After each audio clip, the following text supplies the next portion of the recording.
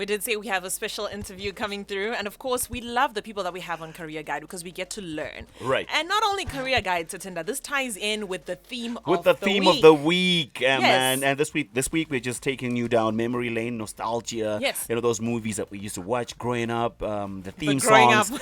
Okay, the We growing laughed up about that again. anyway. Yeah, and the theme music. And we did ask earlier on, we gave them a clue.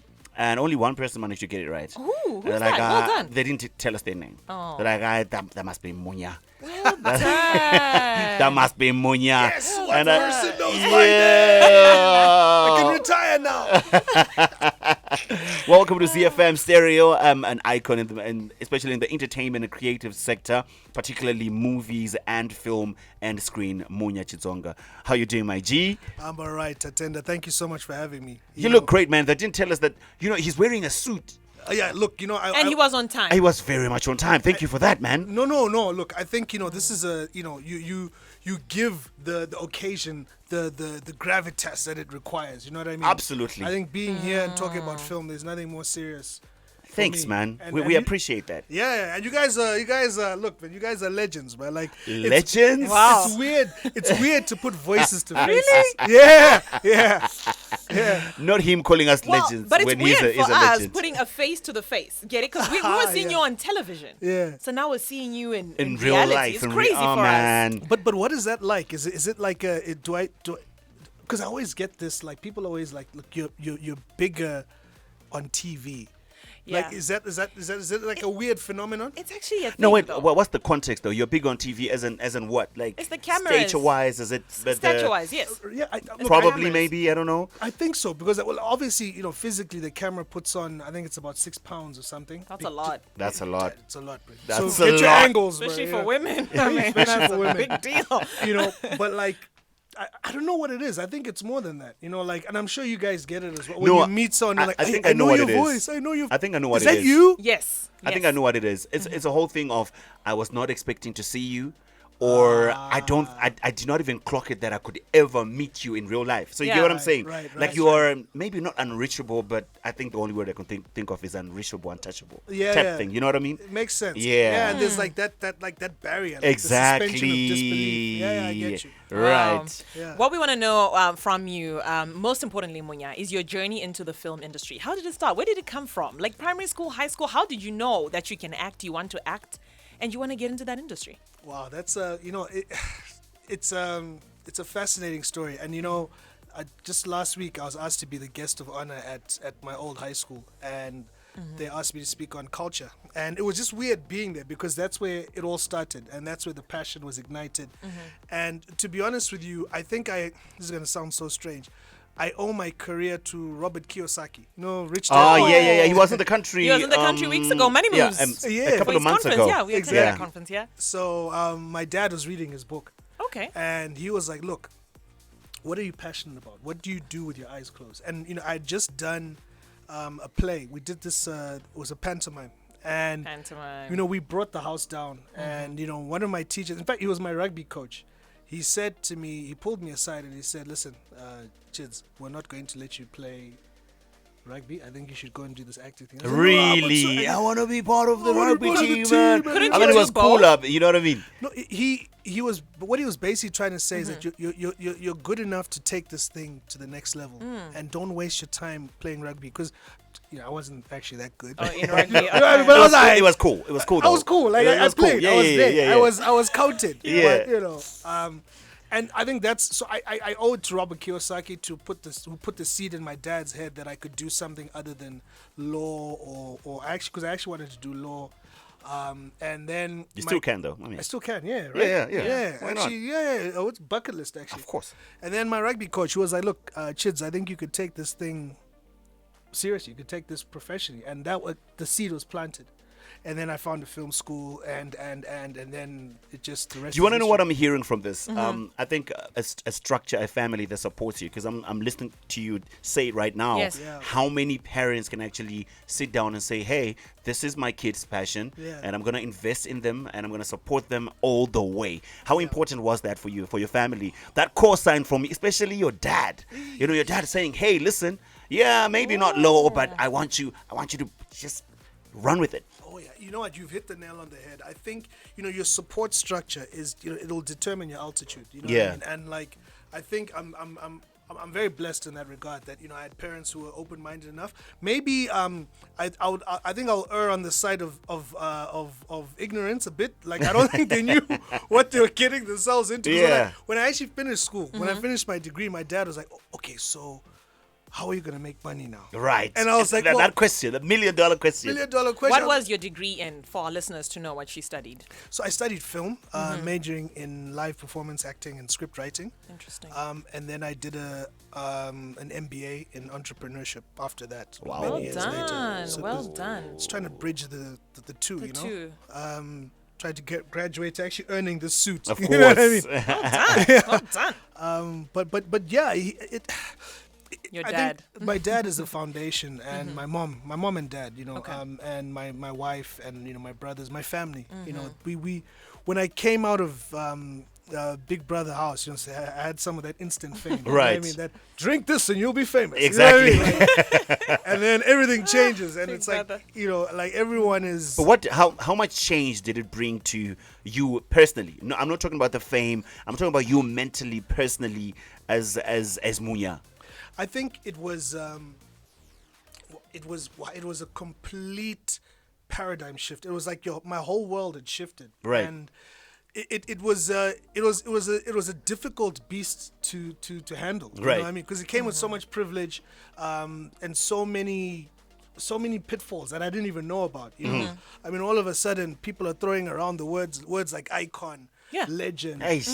and hero, fan, and you're like, whoa. Wait a minute! I just arrived. First of all, Like I just got here. I literally I just. just got it. Can I just go use the bathroom quickly? I'll come back. And it's like, so it changed a lot. I think it mentally, it revealed. So fame is like a magnifying glass. Right.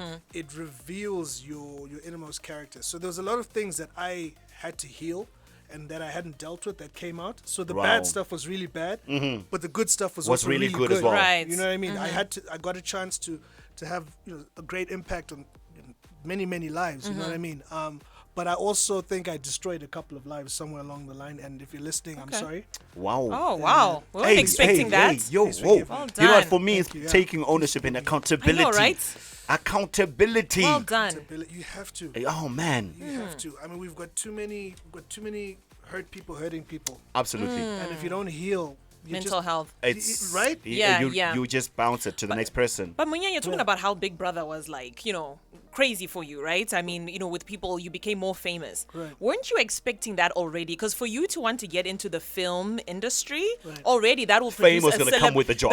Exactly. There are certain jobs that this will produce a celebrity. Us being here on the big show, for a fact your life is going to be out Yeah. there. Right. So you knew that was coming, right? But I mean,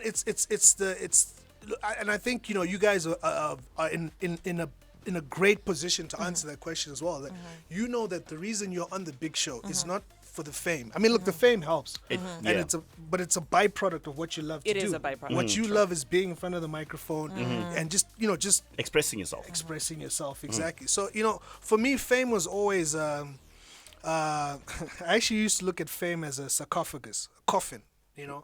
That just it can bury your purpose if you Right. allow it. Yeah. Know what I mean? And it's a byproduct of what I love to do is be on stage and act. And I don't know why I was born like that. Like there's people who think that you become an actor to be famous. Some people do. Yes. Or you like attention. That's Yeah, much. but that's Yes. not even That's the much. reason. But that's not even it. It's Like, not even close to it. I mean, like now when I watch, like if I'm watching in an audience, right, and I see someone on stage performing, I literally get this itch. It's Exactly. Like something is like, Wow. just go on Just stage. go, and you do know what it. I'm saying? Yeah. I get it. You get it? I And do. And it's not just like theater. It's like even preachers, pastors. Like when I'm in church, Pastors. I watch this person, and preaching, and I'm like, you know what? I should be up there. I should. What should I do to how get can there? You know what I'm saying? Yeah. So and it's something that I think comes from God. Fame, unfortunately, is a byproduct of what I love to do, and I think if I won't lie. When I went into the house the second time, it was deliberate. I knew I wanted to use the fame to Right. sell films. It was a strategy, Oh, yeah, so you sit I down. like You probably that. sit down with your team and say, "Hey, guys, this is what we're gonna do." and this is how we're going to execute it. But you know what? Oh, okay, so I don't get sued. I actually only spoke to them I spoke to them once I'd already left because I was contractually obliged not to share my activities, so I had to make people sign stuff. And and then it was literally like the night before that I was like, okay, look guys, This is the plan. This is the plan, and then we do this, we do this, we do that, we do that, And then we go there. Yeah, and that's how it happened. You know what I mean? But how do you guys handle fame? Actually, You know what? I like what he's doing. He's throwing it back at us. I don't know. back. It's so many people have asked me that. I don't think I'm that famous, to be honest. I'm calm, man. I'm just a calm person. I don't think I'm gotten to a point where I have to handle or deal with it. No, not yet. Hey, man, I'm telling you Yeah, the not truth. yet is the right I answer. think so, and yeah. I don't know how I'm gonna surprised. handle. No, I get recognized by people every now and then. Like, you're doing well. They throw those comments, and I mean, it's cool. Thanks. I'm cool with that. I haven't gotten to a point where I have to deal with fame. Not like how you dealt Your with it. levels of fame. No. So it doesn't And reach do you wanna those know levels, what? so You know it's what's not crazy? a big deal You know for what's us. crazy? For Munya, there was no TikTok. There was no Instagram. But Was you not was like that. famous. But you were famous. famous. That's And what I'm it- saying. And I was actually laughing with my wife. That, we were famous before Instagram, which was You were. which is a different. It's a different kind of animal. Yeah. You know what I mean? But what about you, Queen Val? How do Yeah. you? 'Cause Yeah, as please. a woman, Yeah, of course. They is it good? Is it scary? Is it? My eyes. I think I'll answer Quack, because quack. what I did mostly was pageantry and modeling. So I think that's where media. I'm still trying to get my footing in. But I think the biggest thing that helped me was a good support system. So I this is see. what I had a good support. My family was supporting me. they kept you My grounded. they kept me grounded, Right. and they kept, Kept me. reminding I was you. protected. They were like this, like hawks over me. Which So is good. yes. So for me that was good. And you also mentioned your family a lot, your parents, and yeah. you see it helps. It definitely It helps. really and does. It grounds you. And like I remember when I came out of the house, my dad, shout out to my younger brother Stuge, Titch. My dad said to him, "Listen, I want you to follow this guy everywhere he goes." And at first I was like, well, that's a bit weird, and I felt sorry for him. But he loved it. And it was like, he was always there. And then I also had a bodyguard. But Wow. my family was just, Bodyguard. Dude, how old were you when all this was Levels. happening? it was, Bodyguard. how old was I? I think I was about 25. Dude, you were young, I was a dude. kid. And Dude. That's a sensitive age. it is, hey? Yes, It's you a have very- to be careful very, at that age. very careful. Make or break Yeah. stage. I think we need to. I hear you're an author. Please, can you write a book about fame, about how to handle fame? Because I don't think Based on your own based on experience as well, because yeah. we don't. No No one teaches really you. tells one you that. teaches you. You No know one's what I going to tell you that. I mean, and You kind of just figure it out. Yeah, just figure it out. And then I was given a whole lot of money as well. So now you've got fame, you've got money, Money. you've got ideas. Oh my gosh. You're Wow. young. You're- Combination, you're- Tatenda. Money. you're sort of good looking from this, From that angle, you know what I this mean? angle. Like, if someone looks at you from this Kinda, angle, sorta. So looks on top of that. You On know? top of everything. It's the whole package. It's a whole package. Hey, we're hanging out with the Munya Chidzonga. Man. Dude, before we go for our break, Right. is there a song that you're vibing to? You're like, hey, man, I wake up in the morning, I play this song, I feel good. Wow. I think, give me some time to think about it. All right, No cool, problem. cool, Because cool. the one that I'm thinking We about. are waiting. This is a safe not for space? daytime. Safe space? It's not a safe for radio. space? Exactly. I think people will probably fall asleep. We don't want that. All right, cool, cool, cool.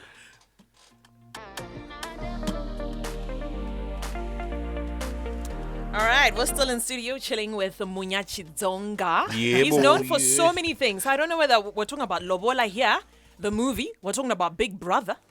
And we're talking about, and I really, really do want to ask you about this. You featured alongside Presley Tweneyachai. Oh, man, Yes. that In one. Tsotsi. That was a huge one. May his soul rest in peace, by the way. May his soul Yeah. rest in peace, man. That was, it's strange. You come from making a film like Lobola, and there's all this hype, and because I entered the film industry with a bang. Lobola was big. It was everywhere. really It was big. huge, and 70,000 copies sold in 3 months in Harare alone. That's crazy. Wow. Crazy, and it was literally like hand to mouth. Wow. Literally handed out. Yeah. From the trunk of a car, and then you have to follow that up. So where do you go from there? And then And this is 2010. this is 2010, and then Joan Jagu, shout out Joan Jagu, wrote The Gentleman, Joan and Jagu's we sat down and we're like, okay, what do we do now? We do The Gentleman, and we called up Presley, and we're like, we need a star, we need an African star. We're like, who do we? like, no, let's try Pressy. And we just called him. And Yeah. like, hey, this is my guy. This is the This story. is the My one. name's Munya. This is the Guan. Just Here's like the that. script. And he was like, my guy. Okay, I'll do it. And Really? we're like, what? Wow. And we were Just like cool. that. Just like that. We bought him his ticket. And I'll never forget what he said when we met at the airport. He said, when I saw you guys, I kept looking around for the white guys. Like, where's the old white man? Behind it. You know what I mean? Because we were kids then. Yeah. Like, I think we made that film, the oldest, I think Joe was 26, 27. No Farrah ways. was 27. No. We're all under 30 when We we were made that lighties. film. Lighties. And like, we put everything together and, he's such an amazing person. And like, he elevates your performance. Yeah. And I miss good. that guy, man. He had Oh. we used to link up quite a bit. Like whenever I'd work in Joburg and stuff, I'd always check up on him, and he was that was a loss, tragic loss. It Yeah, really it was. was. Yeah. And from the gentleman, something nice and from London. Yes. How did that happen?